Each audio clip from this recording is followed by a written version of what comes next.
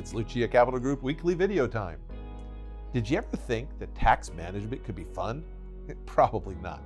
I may be one of the very few people who really enjoys figuring out ways to strategize on taxes. And as we make our way through this year's tax season, I wanted to pass along a tax strategy that could save you thousands of dollars. It's got some potentially wonderful advantages for people who find themselves in at least a moderately high tax bracket and who know of someone who's in a much lower bracket that they'd like to gift some money to. A good example of that might be parents who'd like to give money to their kids who are maybe in their early to mid-20s and are looking to buy a home. But any similar situation like this may work. Now here's how it goes. Let's say you have two kids who are out of college and just getting started in their careers. Both of those kids expect to make around $45,000 this year.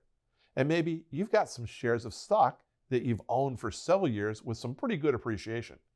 Now in our hypothetical situation, we'll imagine that you paid $5,000 for this stock a long time ago, and it's grown over the years to now be worth $20,000. That's a $15,000 gain. That's pretty nice. So you're looking to gift the two kids some money. You have a couple of options here. You could just sell the $20,000 stock and then give the kids a cash gift of $10,000 each. But in your case, you'll have to pay capital gains taxes on that $15,000 gain. And you'll have to do so in your relatively high tax bracket. That could be anywhere from 15 to 20% or more, depending on your income. That's not an ideal option. Now, maybe you should try this. Don't sell the stock yourself, but rather make a $10,000 gift of the stock to each of your kids instead. You do what's called an in-kind transfer of the shares. This way, they both own the stock with your original tax basis, meaning that each of them has $10,000 of stock with $7,500 of built-in capital gain. They would then sell the stocks themselves, pocket the proceeds, and use the cash for whatever they need. Now, of course, they'd each have to report the $7,500 capital gain on their tax return, but they would very likely not have to pay any federal capital gains taxes on that sale. Why? Because their income in this example, including the $7,500 of gain, puts them in the 12% marginal ordinary income tax bracket, which under current law basically comes with a 0% long-term capital gains rate.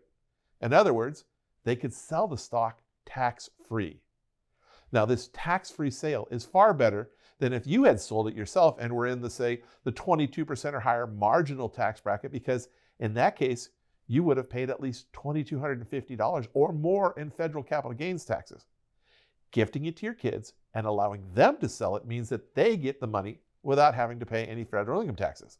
Oh, and there would be no gift tax issues either, since the gift didn't exceed the $17,000 per beneficiary annual exclusion amount. Now, one more thing here. If you like the stock and preferred to keep it, you could simply buy $20,000 worth of that same stock right away with the cash you'd originally intended to give your kids. Now you'd own the stock as before, but you'd have it at a higher tax basis of $20,000 in this example. Isn't that great? I told you tax planning is fun. It's all about managing what you can and taking advantage of what the tax code allows. We strategize with our clients every single day at Lucia Capital Group.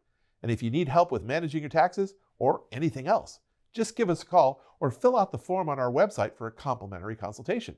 As always, we're here to help.